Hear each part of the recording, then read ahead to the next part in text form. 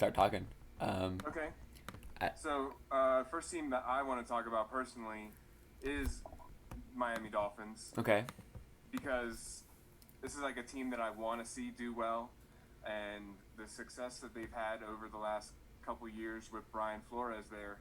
I mean, relative success, records here or there. Mm-hmm. Mm-hmm. Um, but they're seemingly putting all of these pieces together to create a kind of perfect storm, and so I want to see them succeed, and I want to see Tua come back and have his whole like success story of overcoming the injuries and overcoming the odds of COVID Mm-hmm. and that whole debacle that he had as his rookie year. And I want to give him the benefit of the doubt and say that he can do it, especially with Jalen Waddle and Will Fuller in town, creating some space for him to throw into that he didn't have last year. I mean, Parker's going to win those strong man catches, in those tight windows Mm-hmm. that you need him in the red zone, and that's great, and that's going to fill a role for that team.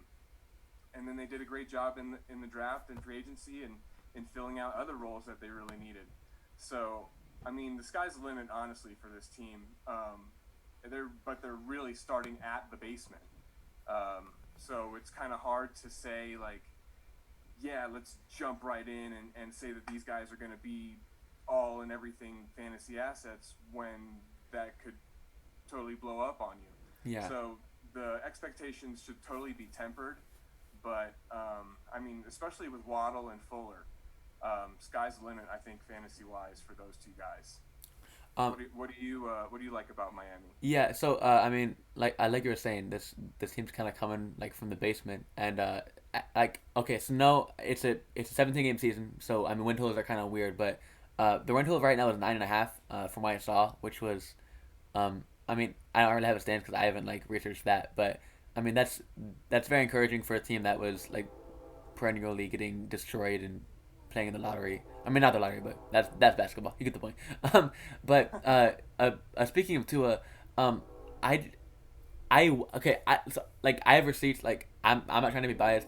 Last year, sorry, there's a train. I'm in Indiana. There's trains everywhere. But but last year, no, was last year? Yeah, I was saying, hey, Tua needs to be the number 2 pick. Like his upside is not attainable anywhere else in the draft. Like you got to go get him. And I made a post about it, and like I hate it for it. So like I'm not biased towards Tua, but just looking at him like rookie year wise, I know he only started 9 games, played in 10, but he was 25th in rushing yards among quarterbacks, and he was PFF's 31st graded passer.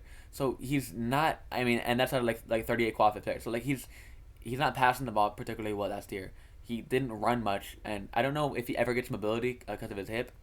And just so looking at like a direct correlation between rushing yards and fantasy rank, uh, we have Lamar Jackson, who was the best rusher. He was QB 10. Kyler Murray was the second best rusher. He was QB 1. Russell Wilson was the third best rusher. He was QB 5. Deshaun Watson 4. He was QB 6.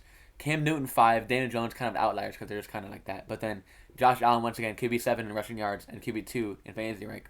So you need to get there with your feet and with his hip. I don't see that really happening. And if you're not going to do that, I mean, you need to be a Patrick Mahomes-esque passer, and he's far from that. So I don't really know. I'm not too high into it because you're making a projection for him to get somewhere, either with his legs or his arm, and he kind of needs to do both to be like anything close to viable. Miami is doing a lot. I mean, in terms of, I mean, like you were saying, Waddle and Fuller. I mean, there's a lot of weapons there, but it's just really hard to me for me to see him taking that big of a leap year 1, especially given his hip still rendering him not as mobile.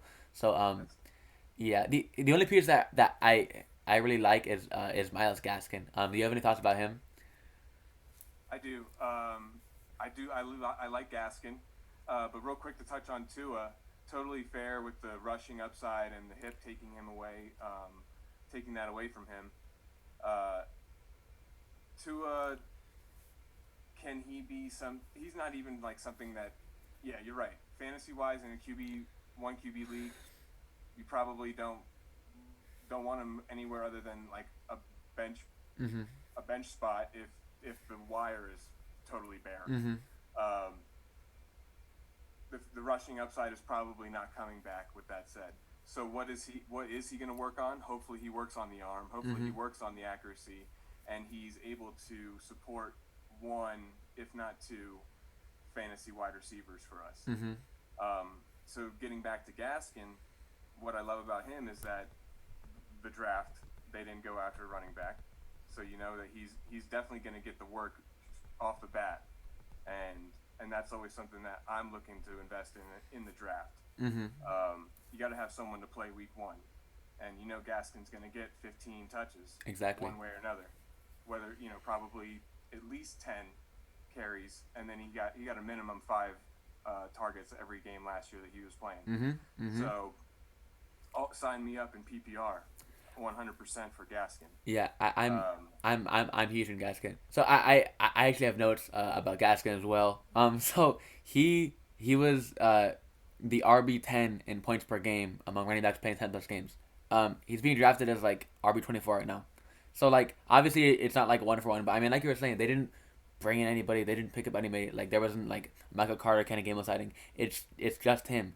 He had multiple catches in every game and he averaged 14.2 carries per game last year. So I mean there's roughly what I don't know 18 20 guys that could get like a quote unquote workhorse role theoretically, and he's definitely one of them. And he's not going on top of that inside of the top like 18 20. So I right. mean he just has all kinds of upside. He wasn't as good as J Rob, but he was almost like James Robinson in a smaller sample with a little bit less volume. I mean he was under the radar because of that. But I mean I felt like if there wasn't any J Rob, it'd be like he'd be getting a lot of buzz now. But I mean he doesn't. So. I mean, when you're going into a draft and you got to build your roster, and you get into he's one of those guys that I'd love to grab as my RB2 Mm. in the late fourth round, because then you can attack wide receiver early and get a couple of studs that you can lean on and build your core around. Mm-hmm. And also and grab either that top tight end or running back, depending on where you are in the first. Mm-hmm. But I would love attacking him late fourth, early fifth if you can, and then you can use your mid to late rounds on upside running backs to follow up behind him, and then you're not going top heavy on a position that is often injured. Mm-hmm. Exactly. You I would like, sorry, just to finish no that, I fine. just wanted to say that I like to invest heavily on pass catchers in the top rounds if I can. Mm-hmm. Mm-hmm. That makes sense. So okay, so you were saying, um, I mean, you said if you can get a wide receiver or a top tight end. What are your thoughts on a guy like Mike Gesicki this year? Where I mean, last year he had like all kinds of hype. He's obviously a great athlete, but I mean, this year with more competition coming in, do you have any thoughts on him? So tight end in general, I like to have at least two guys that I'm looking to play week in and week out if Mm-hmm. I don't have a Travis Kelsey.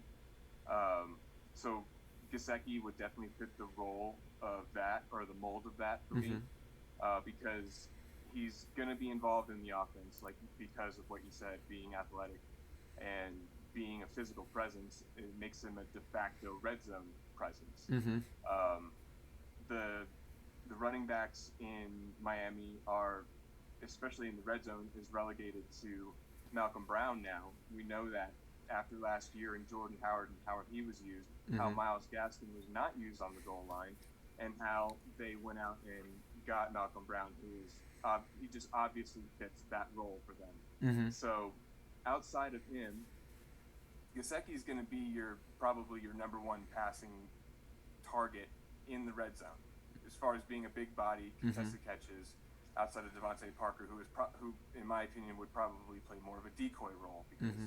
the defenses are gonna just always hone in on your X. Mm-hmm. So getting back to Gasecki, I would totally invest in him as like my second tight end, or even my first tight end, knowing that I'm gonna get someone else that I feel good about having some upside after him. Mm-hmm. Um, what round do you feel comfortable taking Mike Gesicki? Um, I haven't looked too far into ADPs, but I mean, generally we have like Kelsey going first, Kittle, Waller going late second, early third, and then I mean you hear it like every year like oh there's a giant drop. I don't know exactly where Gasecki slides in, but I mean somewhere in that like last year where like I mean where Johnny was going or fan like 10th, 12th round, cause like a guy like from the research that I've done, all that really matters with tight ends is how athletic you are because if you're not athletic as a tight end, you cannot like the NFL is just too big, too strong. Like it's really hard to not be to be good as a non-athlete. And Gasecki is a super athlete. So I'll always have interest in a guy like that at tight end because he's essentially as athletic as a receiver, but also big. So I mean, anywhere 10, 12th round, like like I was saying, like I don't know like, exactly where he's going, but I mean I have interest as like a late dart throw because he is just that athletic and he's essentially a receiver that is in a bigger body. So something like that. Yeah, I mean, with those later round tight ends, all you're really looking for is a guy who's going to get the opportunity to catch a touchdown in a Mhm. game. Mhm. If he Exactly. catches a touchdown, you're happy with it, Mhm. pretty much. I mean, people, that's all you're really looking for. Mhm. So it's easy. It's easy to play that tight end streaming game if you have two guys that are in that Gasecki mold. Mhm. They have, and that is being a part of the offense first and foremost, knowing that they're not going to get one target in the game. Mhm.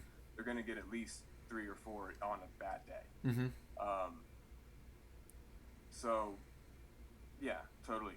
Give me Gasecki in the 10th round as my first tight end after I got my core and I feel good and I want to take a guy who has some upside. Who Mhm. knows? I mean, who knows what Gasecki could turn into if other things happen around him and all of a sudden he's the only guy and he's getting 12 targets a game in Oh yeah. PPR. You love that. And and here's where like where a guy like Gasecki has a lot of like utility, I guess, is because if you're in the 10th round, Gasecki he's soaked in upside just because of how athletic he is as a tight end. Like there aren't many athletes that are like if any that are as hyper athletic as him. So he obviously has upside.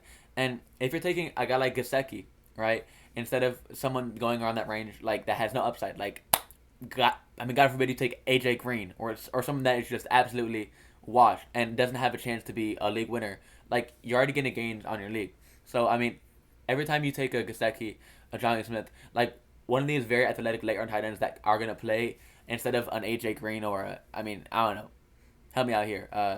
Just insert any veteran receiver here that's awful, right? I mean you're winning there automatically. With that said, I mean, to fill for what Gasecki's doing for your team, he's going to be there, most likely going to be there for 17 games. Mm-hmm. When you take AJ Green, there's no way that dude's making it through 17 Oh games. God, I don't no. care. There's no way. He's not definitely not making it through 17 games on your roster. Mm. I mean, he's going to be you know what he's good for? You take him and see what he turns into week 1 and maybe he's like back. Yeah. Um, but then if he's not, 99% chance that he's not, you just cut him Yep. for that guy that you need to go after on week 1. Exactly. Yep. So it's about roster construction Mm-hmm. for me. But if I'm filled out and I need a tight end and he's there round 10, sign me up. Exactly. PPR, let's Exactly. go. And Okay. with that said, let's transition to Jonnu. You brought him up. Let's go to New England. This is my F350 Super Duty, but the check engine light is on. You know, like this thing is ready to road grade people. It is a tough mother. It's been there, done that. It's just got to get right. You know, um, got like okay, and it started with Jonnu Smith in free agency. Mm-hmm. You know that Bill loves him. He's talked about him in the past. He goes and signs him day 1, the first signing we hear about. Mm-hmm. Okay? There's no way this guy is not going to be the focal point. This guy is going to be everything that unlocks the offense that they were missing last year. I love Johnny so much. Oh my God. The dude is a freak. The dude is a freak athletically. Like, Yeah. And then he's got the vote of confidence already before he even steps in the door from Billy B. I mean, that's everything in New England. You have to have his confidence. If he's not backing you, then you already are like you're climbing out of a hole. Mm-hmm. This guy's already going to be out in front. He's going to get every opportunity, especially in the red zone again. Mm-hmm. I think he's going to be getting jet sweeps. He's going to be getting everything off of play action, um, and we can just hope that the Mac starts week 1 instead of Cam. Did you know Cam spelled backwards is Mac? Holy shit. Who do you think is going to start week 1? Oh, okay, And well, who do you want week 1? oh And what does my that mean god. for New England? I was preemptively pulling up my Mac Jones propaganda as you were saying that. So I've made like 3 videos on Mac Jones. Like he's so underrated. Okay, sorry. Um, the Patriots have the third best line in the NFL. It's a very good line. And Cam Newton, who is known as a rushing quarterback, right? He was PFF's 21st graded quarterback among all rushers. Okay, on a per rush basis, get this, ready? Get this. Tom Brady was more efficient according to PFF, right? I, I can't make this up, right? And of course, if he's not rushing, he's not passing. He was PFF 26th grade passer. Just not good. He's behind Jared Goff, Ryan Fitzpatrick, Dalen Jones in overall grade, and worse than Tom Brady as a rusher. He hasn't had a passing grade above 70, which is about average, since 2015. He ranked dead last in negatively graded throw rate, which means he was throwing a lot in the dirt. He was bottom 5 in clean pocket grade, big time throw rate, and basically every other stat that is meaningful to a quarterback. But in the Mac, okay, the Mac, he comes back. He's on a rookie deal, and we've seen your Rams do things with a quarterback on a rookie deal with Jared Goff. There is real upside on a quarterback that's competent on a rookie deal because you can spend money everywhere else. I mean, it makes sense. But Mac Jones is legitimately Joe Burrow-esque from a profile standpoint. This guy, he compares favorably to Tua. He is in the 100th percentile among college quarterbacks in QBR. He is in the he's elite everywhere. He's elite everywhere. He's essentially Joe Burrow with less propaganda. It doesn't make sense to me. And Cam has $3.5 million guaranteed. But if he doesn't play a game, the Patriots can save nearly $8 million in cap. So you put in Mac, who's making less than $3 million. Like he's making nothing. He's on a rookie deal. You put in Mac, you save money. Okay, you have an accurate passer. You have a great line. Damian Harris would better. They were college teammates. It makes sense to me. If the Mac plays, which I hope it happens, to answer your question, and I think should happen, but I don't think will happen. I think Newton gets a shot. But if the Mac plays, I have all kinds of interest in John Hunter Henry, Damian Harris, all these guys. But Cam Newton just limits all the upside. I mean, he's gonna run, he's gonna be a bad thrower, and probably get hurt. And I mean, when Mac comes in, it's gonna be too late.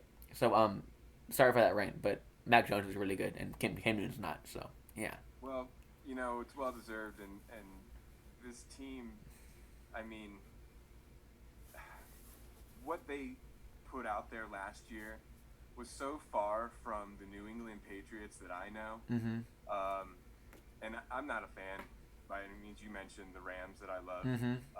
And since I saw Kurt Warner lose to Tom Brady Ooh. in the Super Bowl, oh, it hurts right now just saying that. I've been there. So, yeah, I know what the Patriots are. I look forward to soaking up the fantasy goodness that they can provide if they do bring in the Mac like you emphatically desire. And rightfully so. I mean, Cam has only shown us that he cannot do it. He got it done one time and lost in the Super Bowl. Yeah. And since then, he got hurt and has been worse and worse and worse. He gets, the 12. What did he have? 12 rushing touchdowns last? Yeah, 12. You're right. It's retarded. It really is. To think that your quarterback had 12 rushing touchdowns and your team was that bad. I mean, obviously that is not Bill Belichick. He is not going to let that happen again. There's no way he's going to watch Cam Newton throw 3 picks in one game again. No. The minute he throws 2 picks, he's done and it's over. And Mac is like you said, going to run an efficient offense just by being accurate. He's competent. It's it. I mean, Tom Brady wasn't some amazing arm talent. He got it done on running an efficient offense and Mm-hmm. being accurate with the football and not turning it over. So please put in the Mac. Mm-hmm. Give us Janu with 115 targets, Oh my please. god. I mean, Oh easy. my god. That's nothing. That's like 8 targets a game, I think, He would go in nuts. 8.5 or 9, and he if he gets okay,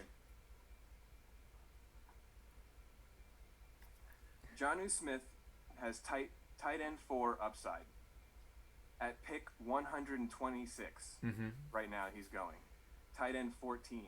Yeah. Nobody cares about tight end after round 3 or 4, like you were saying. If you Yep. don't get Kelsey, Kittle, or Waller, you're waiting. Mm-hmm. So you can wait till pick 126, Mm-hmm. and you can get the tight end 4, Mm-hmm. and that equates to, look, dude, he can do tight end 4. I'm sorry, bro. No, you're fine.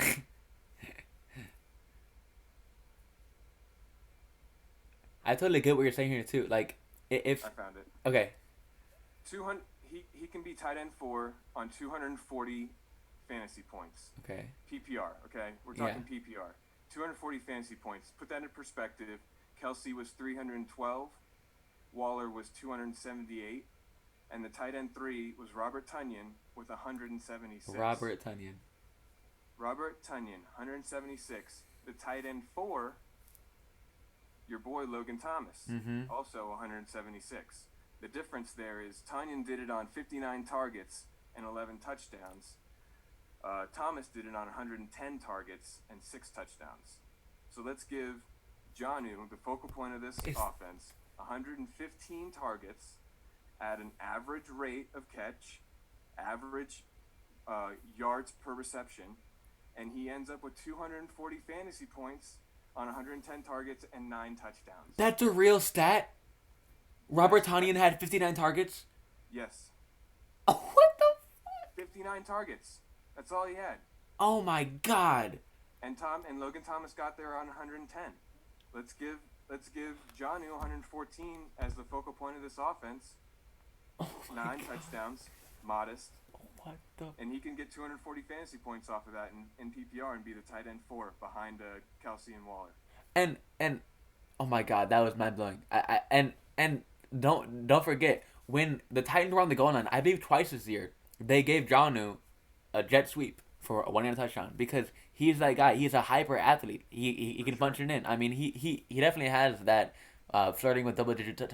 That is, Robert Tonyan had targets like he caught a touchdown every like 5 targets. That is absurd. Dude, I didn't know that. it. Yep. Damn. So it's very easy for Janu to get up there. Is my point. Yeah. I mean, with the 17 games, if he stays healthy, bro, 12th round, there's no reason not to take a shot on him as a tight end. Mm-hmm. Especially, it's a position that if you don't get Kelsey or Waller, then you should be streaming the position anyways, Mm-hmm. unless you hit in the draft. Mm-hmm. So you should take 2. Mm-hmm. You should take Mike Gesicki, Jonu Smith. You're probably gonna have a stud. Mm-hmm. At least a stud that week. Yep. When Yep. you break it down. Mm-hmm. So, but from there, let's talk about Damian Harris, who would also benefit from the MAC, and who also has a ridiculous floor, Mm-hmm. with Cam Newton. Right now, he's going as the RB37. Mm-hmm. I would say his floor is the RB30. I mean, this guy is going to get 225 touches. Last year, he easily 225 touches if he stays healthy and plays 17 games. And then you put him at a 4.8 yards per carry where he was at 5 last year. Mm-hmm. And I only gave him 12 receptions Mm-hmm. and 4 touchdowns. Mm. And that puts him at the RB30. Yeah. Oh, easy. But he's going at RB37. So automatic equity built into this pick. Mm-hmm. Pick 102. Mm-hmm. Okay, wait. Okay? Real quick. Um, I have a question for you. Yeah. What was the last time that on offense supported 2 top 5 tight ends in fantasy? Ooh. Because we're looking at Hunter Henry and John Smith here as potential options. Well, what did Gronk and Hernandez do together? Did they break that mold? That's the answer, and they're Patriots. That's what I'm getting at. I mean, hey, bro, that makes sense with the wide receivers that they got, Mm-hmm. and the way that the Patriots want to run their team, control the clock, run the football, two tight end sets, Mm-hmm. play good defense, don't turn it over, Bill Belichick way. I Mm-hmm. mean, totally. Just utilize those two tight ends, run everything out of that set. Um, I mean, just and you're sending your wide receivers on nines every time, Oh yeah, and you're letting those two guys work the middle of the field, and you're going off of play action. Um, yeah. How does that not work? yeah. Okay, and getting back to Damien Harris, which I didn't want to do it, but I gave him to you in Dynasty because he is the shit. Okay. That was the I perfect throw-in piece to get that trade Oh, done. exactly. He's great. So a couple notes on Damian Harris. Like you were saying, Cam had 12 touchdowns last year rushing. That doesn't happen. If Cam plays every game, that doesn't happen. He's not gonna play every game though. Like I mean that's just bound to regress. And he had 137 carries, so that's not happening either. Throw in Sonny Michel maybe getting cut, which vacates nearly 6 attempts per game. And you're looking at Damian Harris workhorse. This dude was elite in every facet of the game. He was top 5 in PFF run blocking grade. No, running, pass blocking grade, and receiving. He's not looked at as a receiver, but he was the third best receiver according to PFF. Kind of a stud there. Damian Harris puts up nearly 70 yards per game on just 13 touches. I mean, he's a stud. He's running behind the third best offensive line. I love Harris here. I love him. I think he has a J.K. Dobbins, Nick Chubb ceiling, RB1 league winning potential, and he's just going way too late. I agree there. Yeah, he's totally going to be a rock star. Well said, sir. I mean, I'm jumping on board all day, Mm-hmm. and I can't wait to see this training camp and how the Cam versus the Mac shakes out, dude. God. It's gonna be everything. And with that said, this guy's ADP, people are sharp. So if you're drafting later on, or if you start to hear some buzz about Mac getting the job, Oh my God. man, just watch out for this guy's name to be shooting up the boards, because this guy he's gonna be a star. I'm telling you, for this team, 100%. You're right. Just to clarify, if Cam Newton is playing, the only piece I want on this team is Damian Harris because I mean he's still kind of the shit no matter what. But if Mac Jones is getting buzz early on, I want Damian Harris as like a top 20 25 RB. I want Johnny Smith, Hunter Henry. I'll take Nelson Aguilar. I don't care. I want every piece because this offense is going to be a stud with a great offensive line. I just want everything. So please, please, please, for the love of God, draft Patriots if Mac Jones is anywhere near the starter in week 1 because that offense is going to be buzzing. I promise. Yes, sir. Yes, sir. So let's jump into the New York Jets. Okay. Okay. These dirty Mets, these dirty Jets, and we'll save the creme de la creme for last. Okay. So these Jets, I call them, they're a new reveal as far as cars go. Mm-hmm. We really don't know what we're gonna get. Okay. Only thing we can grasp at is where these coaches came from and what they were exposed to in the past and what they're gonna bring in. So you have to assume it's going to be a zone run scheme, heavy run, similar to your San Francisco. Mm-hmm. So with that said, the Corey Davis that we get is going to be very interesting. Mm-hmm. He's going to be the alpha. I don't really see anybody else. Anybody else in this offense outside of Jamison Crowder Yep. is learning the league still. Okay, they're not gonna come in and be a stud with Zach Wilson at quarterback. Mm. If Wilson is gonna have any success, it's gonna be because he's leaning on his veteran, a la Justin Herbert last year, leaning on Keenan Allen. Mm-hmm. That's what you want to see week 1. If you don't see Corey Davis with 12 targets week 1, abandon ship on any and all New York Jets. Mm-hmm. And with that said, Corey Davis is the only one I'm willing to invest in the draft later, and only because he's going late and he's going to be the number 1 for his team. And he's someone that I'm going to be willing to cut after week 1 because I'm not going to be fondling the line of this rookie quarterback. Is he going to be able to throw a touchdown to my receiver this week? That's not the kind of person I want to invest in. So late round flyer on Corey Davis, because I want to see what happens week 1. If this kid is smart or not. You would think the BYU kid is smart, but you never know. So I know that you've talked about our boy Michael Carter. He's also interesting just because, this coaching staff drafted him. Somebody's going to have to tailor the workload here. This kid's got the profile to do that, more so than anybody else on the team, in my opinion. I think the Tevin Coleman bringing over was simply just to show Michael Carter how to run this offense, how to be successful in this offense. So with that said, this offense is going back to Atlanta days. For the real basis of it, it's gonna be outside zone run scheme, and you're gonna have to have an agile one cut runner who will cut and then get that extra yard, because after he makes his cut, the second guy is going to be there. That's how this is going to work. I mean, tell me this: does Michael Carter have Raheem Mostert's speed, and can he make those breakaway plays that Raheem Mostert makes?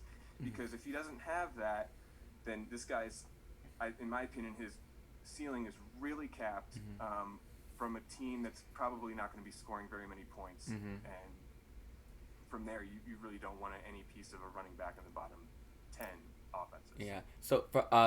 So good stuff there. From what I recall, Michael Carter, not particularly fast. He was pretty agile, I believe, but not. I mean, he's not a mind blowing athlete.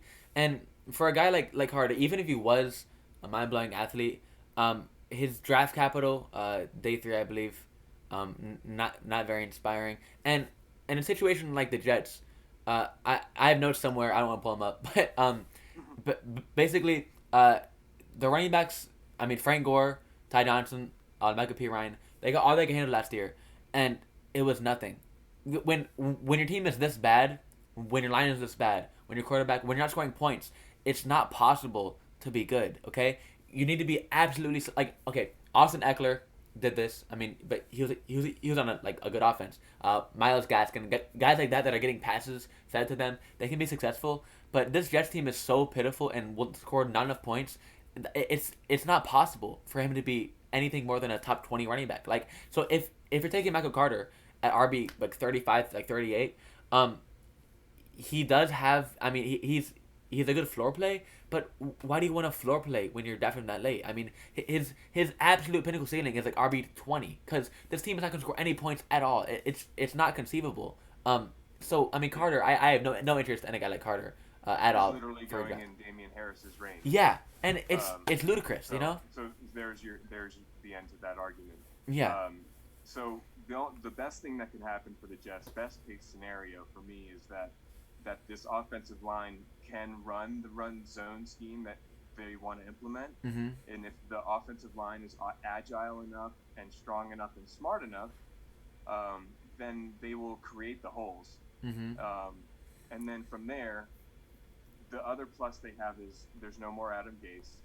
So we can hope that the other team doesn't know what play is coming already every time they go to line up. So they have that in their favor at least. So is there a chance that it's better than what we saw last year? Absolutely. Is it? And with that said, it's still probably not going to be a lot of fantasy points because they're not going to be outside, or definitely not going to be in the top 15 offenses with Zach Wilson at quarterback. No chance. So you're really going to be limited in upside. The best case scenario, Michael Carter and Corey Davis, and they're getting a ton of volume, and it's all going to those two guys, and you get to soak it up in PPR. That's the best case scenario from the Jets. Anything other than that, I mean, if it's not PPR, I really don't want anything to do with these guys because they have zero upside. Yep. So New York Jets. It's going to be a new reveal. Is it going to be a Tesla? Is it going to be Volkswagen from 1967? Hmm. We don't know. It could be anywhere in between, honestly. A couple more notes on on Michael Carter, and then a couple on Corey Davis. But so Michael Carter, last year. Okay, so you played DFS. Were you ever excited to play Frank Gore in DFS?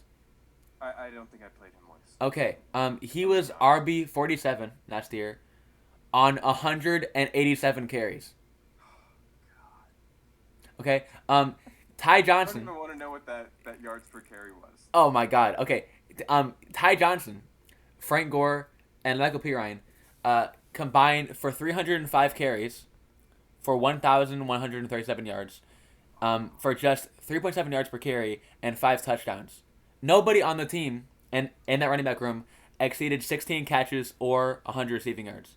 There's just no room for upside on these guys. They're all awful. This line is going into this year per PFF the 28th rated line. This line is awful. This offense is awful. There's some competition for touches, and like I was saying, nobody catches passes. So Michael Carter, I mean, I don't get it.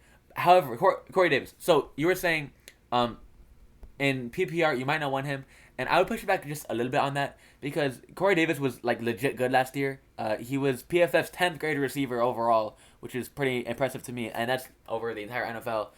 He I know I'm still holding on to it from like 2015, but his profile is still like ridiculously elite with like draft capital and stuff. But I mean, that's kind of irrelevant now. I just had to say it. But he was very good last year. He has size. This room of receivers. I mean, you were saying Jamison Crowder, no, Elijah Moore, Denzel Mims. I mean, they're probably not gonna do anything year one. I mean, I like him as talents, but I mean, year one it's probably not a thing. So I could see a world where even in non PPR, I mean, Corey Davis is getting some solid downfield targets and getting fed a lot, getting fed a near elite market share. And so, like I was saying, in the 10th round, I mean, I'll take Corey Davis in the 10th round. I'll take Johnny Smith, Mike Gesicki, all these guys in the 10th round. Just give me all the picks there because they all have upside. So that's about it for the Jets for me. Definitely like Corey's profile. I would Yeah. like to see him do well in New York. I mean, was waiting for that to happen in Tennessee for a while, and kind of just was a lot of other stuff going on around Corey Davis that kind of didn't allow him to blossom, in my Mm-hmm. opinion. Um, Now he gets to go in, be the guy, be the one to show the other guys how to be the guy, Mm-hmm. because that's what Elijah Moore is doing. Uh, Denzel Mims is still doing that. He definitely didn't have any good tutelage last year. Mm-hmm. Hopefully, he erased that year from his memory. Yep. Is starting fresh. Um, it really comes down to what Zach Wilson can do. I mean, is the kid going to come out and flutter like a lot of rookies do? I'm definitely attacking him week one DFS, like you were mentioning. I'm going to be using whoever he's playing against. I'm using their defense. I'll tell Yep. you that right Oh now. God, yeah. So I know that the Pats are playing Miami. I forget who the Jets are playing. Hopefully it's Buffalo. Oh boy. But yeah, so it comes down to whether Wilson can do it. I'm not betting on it, and if if he shows me up week one, good for him. And It, maybe you can get Corey Davis on the waiver wire. it's just a losing bet. I mean, you're betting against not only a rookie quarterback with 1 year of production, and I mean, I'm not a Zach wasn't here, but I mean, he had 1 year. He had one Mac Jones year, but he gets all the hype, right? And then you're betting on a bad offensive line, a historically bad coaching staff. That I mean, that's gone, but like it's still there. I mean, Bad ownership. this franchise had the butt fumble. I mean, like how can you ever forget that? I mean, this is truly a poverty franchise, and I just don't see a path where anybody's good except for Corey Davis. So yeah. So let's talk about the Buffalo Bills then. Okay. Let's talk about the fun stuff. Finally, Let's talk finally. about. I mean, Diggs. He could arguably be the wide receiver one Yeah. again. Yep. I mean, there's no reason why he can't be. When you break this team down and you try and project where the targets are going to go, there's no way this guy doesn't get 165 Oh targets. God, yeah. With the way that they approached the running game last year, Josh Allen first, and then maybe you guys will get the ball if situation dictates. Um, Zach Moss and Singletary were afterthoughts. I think that they remain afterthoughts. They remain decoys. If they happen to break off a big play, that's great, but they're not banking on them to be what drives the team. Mm-hmm. And what drives the team is Josh Allen's arm, Mm-hmm. and Josh Allen's legs, and Josh Allen's brain. Josh Allen is a super smart dude, and they want to keep the ball in his hands. That's what I would do if I were the coaching staff. Mm-hmm. That's what Sean McDermott has shown us last year, and they had great success with it. There's no reason why they don't go back to it. They didn't draft any running backs. I think that we're just going to get a whole lot of Stephon Diggs and Josh Allen out of this team. You know, you might get some sprinkles here and there of other guys because the team is going to be so good and scoring so often. Mm-hmm. But that's going to be hard to predict and not something that you want to bank on in season-long redraft leagues. Mm-hmm.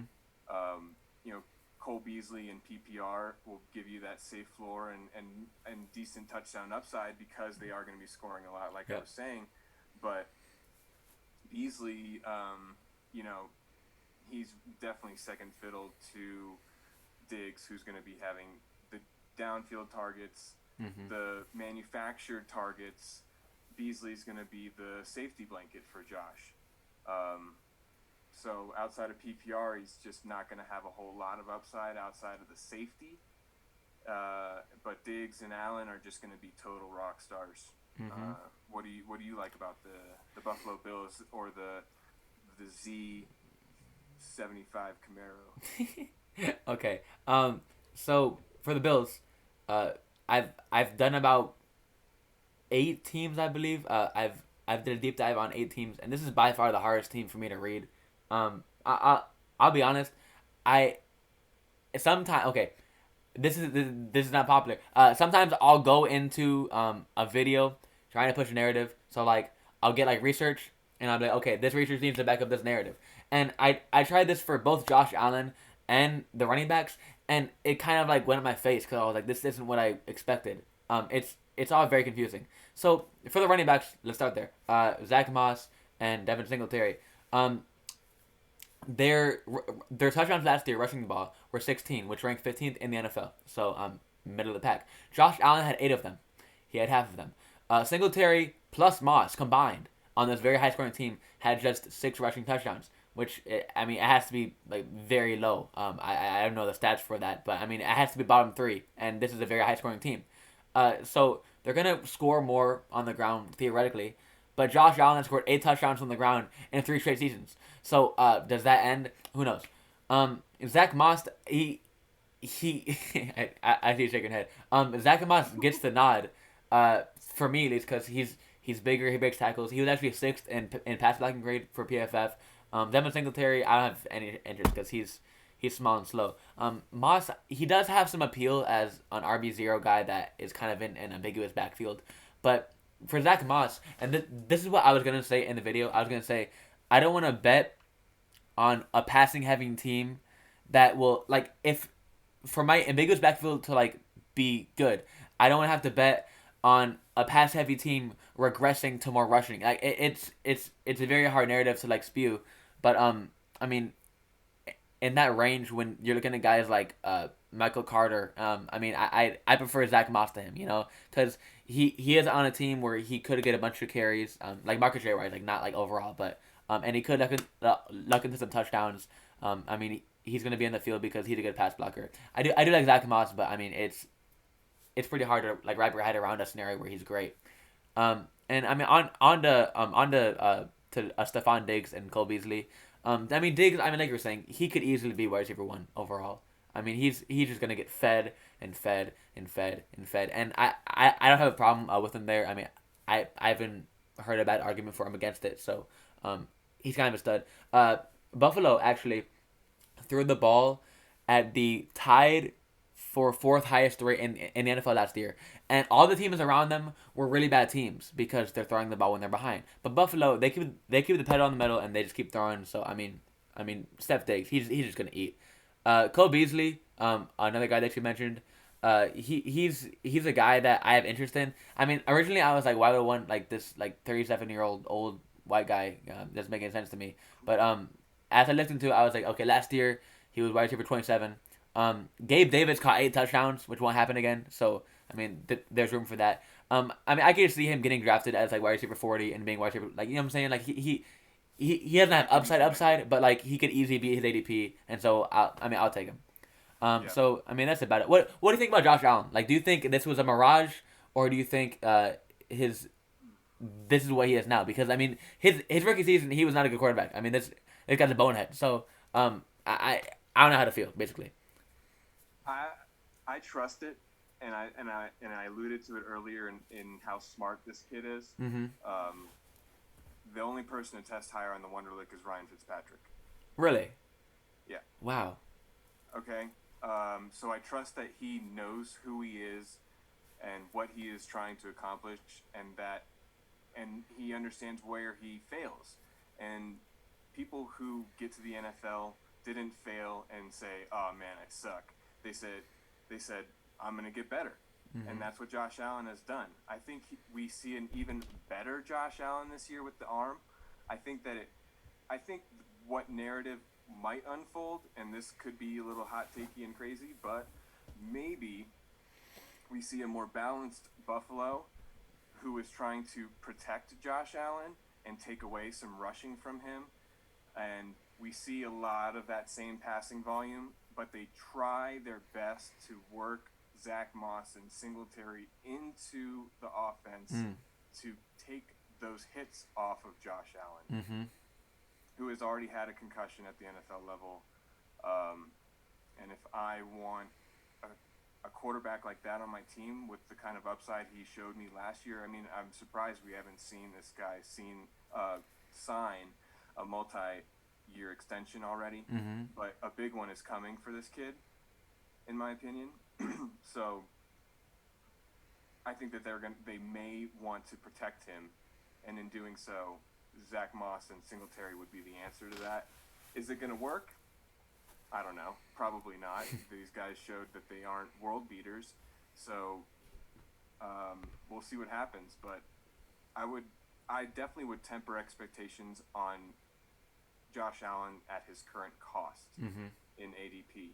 Uh, he has to repeat what he did last year and be QB1 or 2 or whatever it was on 34 or 35 touchdowns. I Yep. can't remember how many, but it was 30 plus, and he was slinging the rock day in and day out all day long.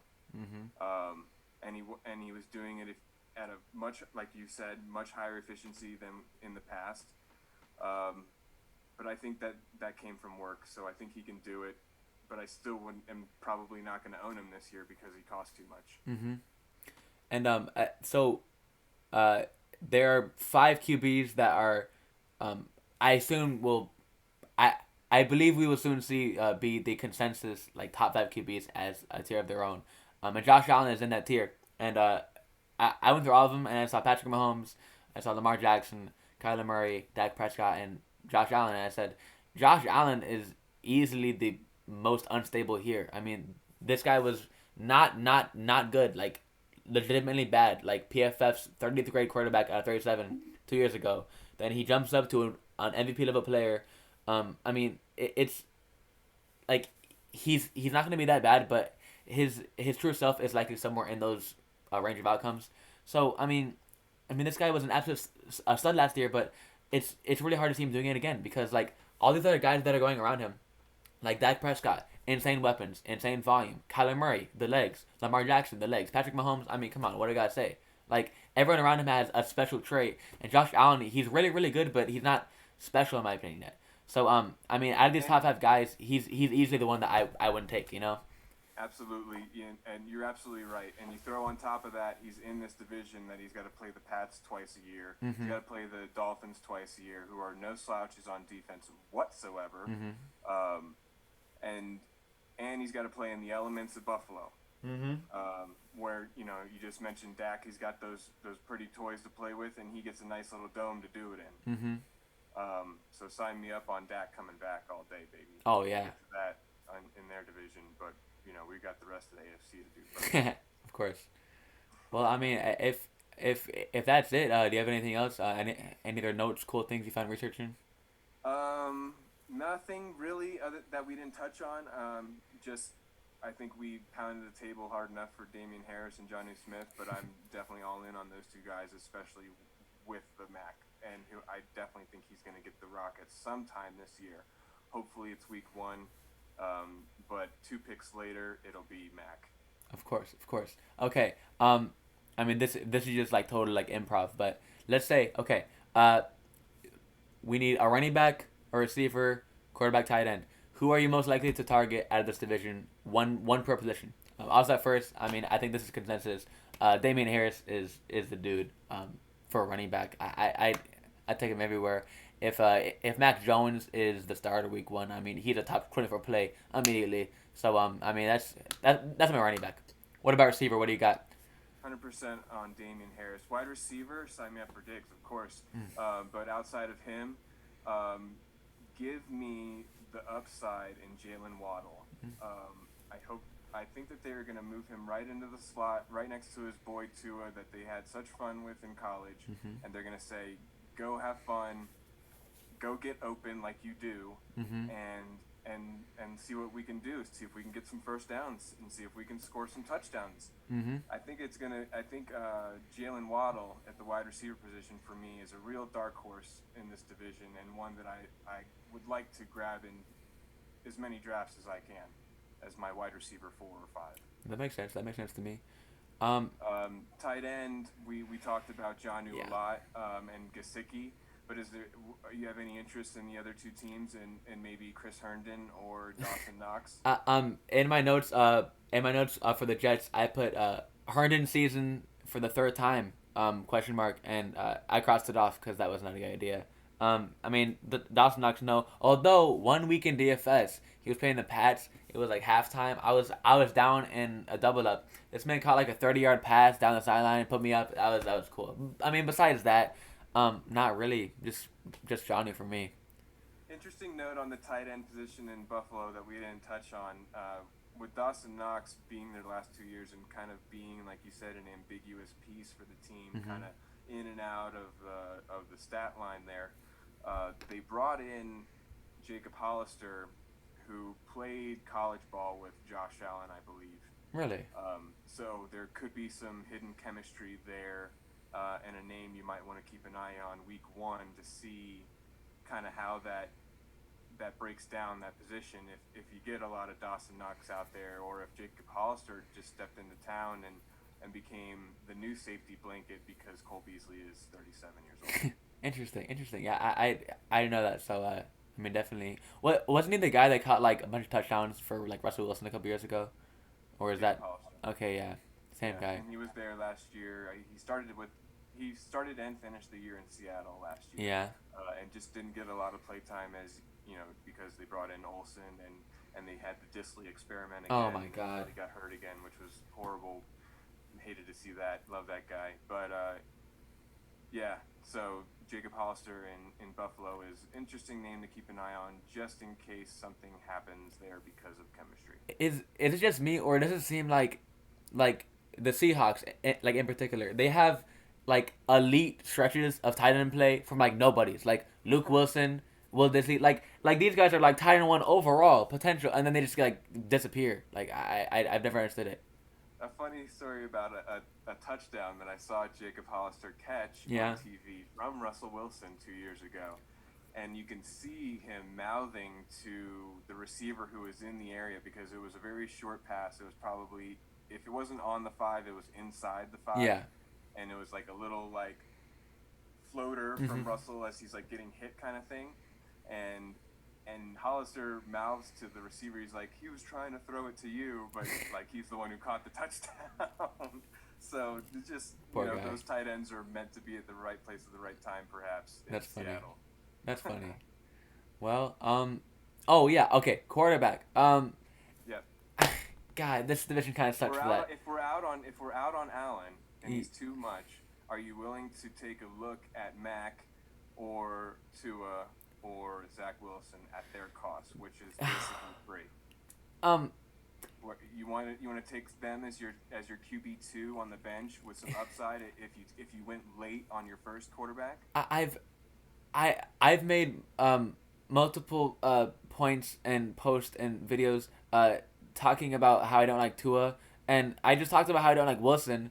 Um, I mean, I love Mac, but like, what are the odds? You know, like Is it crazy to draft him like I, I at the draft? It's kind of nuts, right? if you're in like triple super flex where you're starting, you know what I'm saying? At Like, least right now. If we get into training camp and something changes, then it's a different story, right? yeah, But the way it is right now, it seems like it's kind of either an open competition if Cam isn't slightly ahead of the rookie. yeah. So yeah, it's totally hard to invest in him, but we did allude to the upside of the team with him under center, I, which yeah. equates to touchdowns. I gotta say, Mac. I mean, just because it's like on brand. I mean, I don't advocate drafting him instant QB at all, or I mean, maybe super flex. But like, if you're like dumb late, like 25th round right now, like pre buzz, why not? I mean, this guy is like Joe Burrow, just with like two functioning knees. So I mean, well, he's great player. Just I'm glad that stuff. you brought that up, and because I wanted to talk about that. If he is Joe Burrow, like you said, Mm-hmm. with the arm and the brain, yeah, he's got the knee that Joe Burrow doesn't have anymore, Yeah, dude. I mean, I love Burrow, and I hope the best for his career. yeah. And it's totally shitty what happened to his knee, but the dude is not going to be ready to play football in September. I'm sorry, he is not. No, Is not going to be ready to play 100% at least. If he's out there, I'm going to be legit scared for the dude and his long-term career. it's like Alex Like Smith. an You know. RG3 situation. Yeah, Alex Smith too. I was like, why is he playing right now? It's not. You Yeah, work for these guys sometimes. yeah. I'm glad that Alex Smith decided to hang it up Yeah, for his family's sake. yeah, for sure. Well, I Um, mean, if that's it, if we don't like any young quarterback, I mean, I think that's it for today. yeah, I think we wrapped up the AFC East. What are you gonna do after this? I don't know, man. Probably go eat, and and and and that's about it. Are you I gonna eat a hot pocket? that'd be You have great. in the See, fridge? like I'm not capable of like planning things like 10 minutes in advance. Like I'll probably eat, and then my mind will wander like whilst I'm eating. Say, hey, I should do this. It's Hmm. it's tough. What about you though? I'm gonna play some FIFA probably and put a record on. Really? Yep. Metallica or a different one? Well, it is a little late, so I'll probably go chill with Bob Marley if that alludes to anything Oh, else. that's great. That's great. What was that thing that you sent me? It was it was like a rap battle of some sort. What was Oh, that? the Locks and Yeah. Dipset are having a rap battle in New York City. I think it's actually going on tonight. Is it really? I think so, which is pretty cool. I mean, if anybody was into Dipset, back in the day, that's Joel Santana's rap group. Right. Um, I was never big into rap, but that was some of the cooler stuff that my friends would force me to listen Right. Yeah. That's how it is too. You're like, hey, listen to this. No, come on. It's not that bad. Yeah, I know. Yeah. It's cool. I always enjoyed it. It's and when I say I don't listen to it, doesn't mean that I don't like it. It just means that when I'm by myself and I choose something to put on, Oh, I right. totally go my own lane. That's the beauty of music is it can bring people together that way. Yeah. This is 90% like unrelated, but I remember a while back we were talking about like Jay-Z versus Nas. Like where okay, you were saying you don't like Jay-Z because like he's kind of a bitch, and like I agree, but Yeah. well, like it, objective as you can, like where you stand on like their, you know what I'm saying, like careers, because I'm I always just torn feel between like them. Jay Z is like the sellout, man. He's Yeah. the sellout. And I can't vibe with that in what rap is supposed to represent, and at least what it represents to the hardcore guys. I Yeah. mean, and I guess I take it so like personally and in like a purist kind of a way Mm-hmm. because my brother was really into hip hop and he was into it like when it began because he's 16 years older than me. Oh yeah. So he was like 16 when I was born and listening to Heavy D and Mac 10 Oh, and Run DMC, like the old school shit. And then I saw it evolve into Tupac and Biggie, and then obviously it has continued to evolve. And there have been certain guys like Jay Z who I think just kind of sell out rap as a whole to be what rap is for the man. that makes sense. That makes sense. Um, Where yeah, where Nas was the total opposite, or Mob Deep would be another one that I would think of, or like Big L, like those guys just stayed true to themselves and their brand and what they were trying to tell people. yeah, They weren't doing it for blades on 20s or whatever mm-hmm. Jay Z talks about, and Yeah. boats and hoes and shit. I get it. Yeah. It does kind of seem like he's become like the antithesis of, you know what I'm saying, of like hip hop as a whole. But okay, as like someone that wasn't there for it, just like looking back at the music, I do gotta say, so there's this guy named Makami who's from New York, and he's Haitian, and he always talks about like Haitian independence and like pray for Haiti and shit. And Jay Z has helped Makami with Haiti. That's all I know. That's the only thing that I know about Jay Z is he has help with Haiti. So yeah, I mean he's still a bitch, but he cares about Haiti. So he's a bitch that cares about Haiti. You know. I mean, but he like, how did he get that money to help Haiti? I have no clue. Yeah, How you're many probably necks did right. he break, and how many throats did he slit? How many Yeah, puppies did he turn into soup? Like, exactly. I Yeah, don't know, man. I don't trust that guy as far as I can throw him. yeah, you're right. And Um, and he didn't make and Illmatic. Nas comes through so authentic in his music. Mm-hmm. I didn't listen to him for probably more than 10 years, and put on his latest record, the what is it called, The King's Disease, Yeah.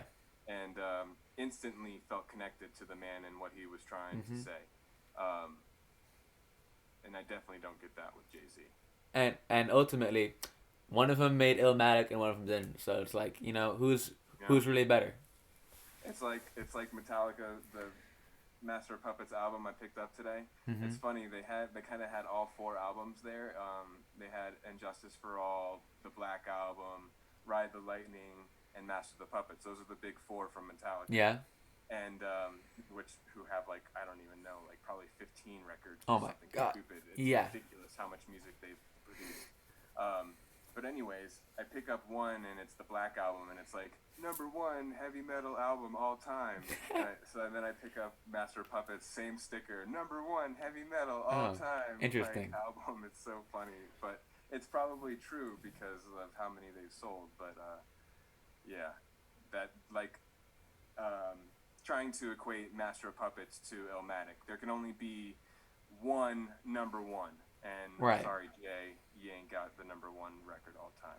There's an album from Metallica called the Black Album, really? Mm-hmm. Cause, Black Album. It's a cause good one too. is it It's really? really good. Oh Um, yeah. bringing you back to Hov vs Nas, my favorite Jay Z album is the Black Album. Oh my god. Oh my god. The I Black Album from Metallica has Enter Sandman on it. Does it I'm sure really? you've heard that song, yeah. Oh my god, dude, this like the shit that he says, like mind-boggling. Like it's mind-boggling. Like oh It's my true, god, right? what? Because it's true.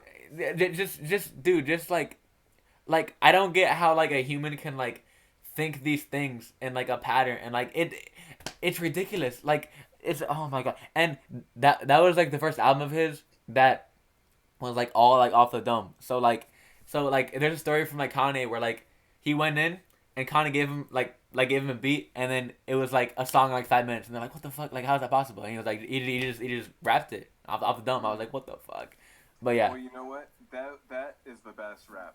Yeah.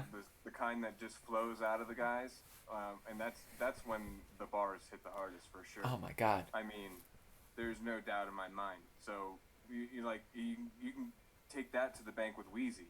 Ooh. I mean, his best shit was his freestyles. Yeah. Those were the firest shit of all time. Hell And, yeah. I mean, there you go. The freestyle is the way to go for all you rappers out there who are listening. I don't Forget think about writing that shit down. right.